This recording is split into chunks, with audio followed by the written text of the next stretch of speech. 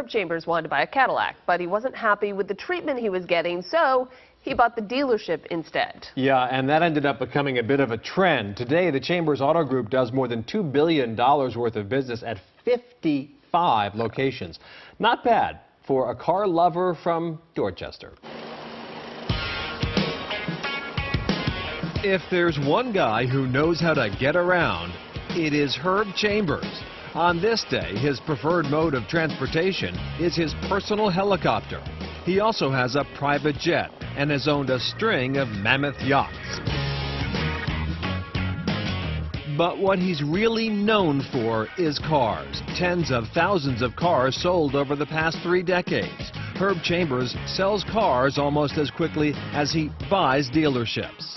We have 55 franchises. Last year we did $2.5 billion worth of business. We are ranked about the 10th or 11th largest dealer in the country. Wow. That passion was nurtured on the humble streets of Dorchester, growing up in the 1950s. Growing up in Dorchester, anybody that had a new car, I thought was rich. I mean, the people across the street got a new Ford in 1955, and I thought that was like the most amazing thing. And then down the street, another block or two away, somebody got a new Thunderbird, and I couldn't believe that. Chambers says his first car crush, a 1953 Buick Skylark convertible, on display at a local dealership. I would ride my bike down every day after school and look at this Buick Skylark. And after about 6 weeks of doing this, it was gone. And I was like crushed. I went and asked the people, I said, what did you do with that car? And they said, we sold it. And I went, you sold it? And I couldn't, not understanding that that's what they're there for. It's hard to imagine this empire was built by a man who never graduated high school. Chambers did 4 years in the Navy, made his first fortune in the photocopy business before buying his first dealership in New London, Connecticut.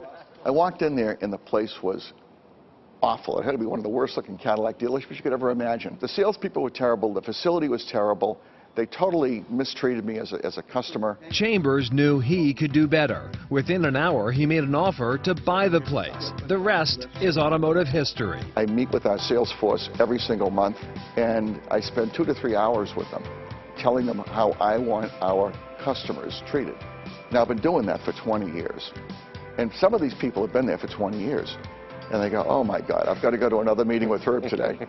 And how many cars have you sold? Do you have any idea? Personally? Personally. None.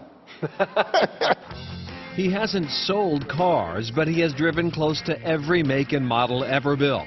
He shares that passion one Saturday every month, spring through fall, in an event he calls Cars and Coffee, featuring antique, classic, and exotic cars, many from his private collection,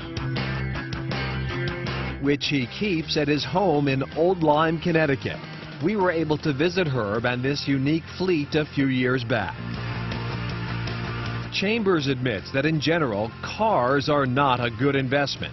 With one exception, he says, this 1995 McLaren, which has a 627 horsepower engine and a top speed of 240 miles per hour. That car I bought about 15 years ago, 20 years ago.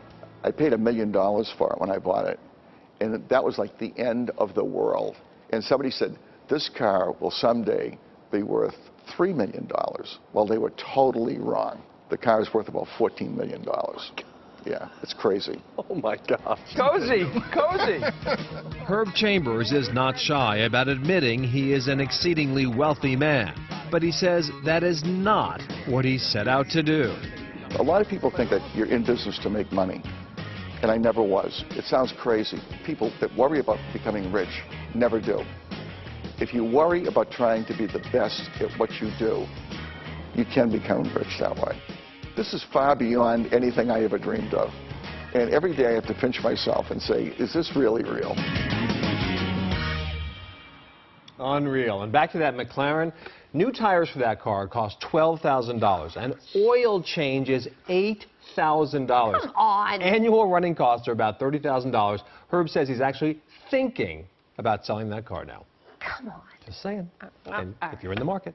Next, in Ad Woman's favorite ad.